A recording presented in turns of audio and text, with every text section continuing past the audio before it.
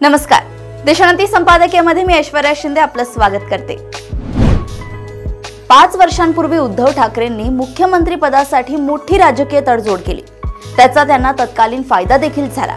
राज्याचे मुख्यमंत्री व्हायचे त्यांचे खूप दिवसांचे स्वप्न साकार झाले, परंतु त्यांचे स्वप्न साकार होताना इकडे पक्षाचे भवितव्य वेठीला धरले जात होते। उद्धव ठाकरेंना त्यावेळी त्याची कल्पना आली नाही। काँग्रेस सोबत जाण्याचा त्यांचा निर्णय त्यांच्या पक्षातील अनेक शिलेदारांना, सर्वसामान्य शिवसैनिकांना पटणारा नव्हता। त्यामुळे पुढे कधीतरी त्यांची अस्वस्थता बाहेर पडणार होतीच, ती पडली आणि इकडे उद्धव ठाकरेंचे सरकार पडले। दरम्यानच्या काळात लोकसभा निवडणुकीत मिळालेले थोडेफार समाधानकारक यश वगळता बाकी सगळ्या गोष्टी उद्धव ठाकरेंना धक्का देणाऱ्याच घडत होत्या। विधानसभा निवडणुकीने तर त्यांच्यावर आणि त्यांच्या पक्षावर मोठा आघात केला।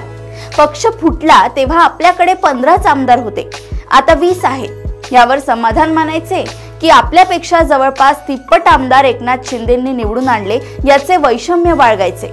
हा पेच उद्धव ठाकरेंसमोर नक्कीच असेल। त्यातच या निवडणुकीनंतर त्यांच्या अनेक शिलेदारांच्या मनात अस्वस्थता दिसून येत आहे।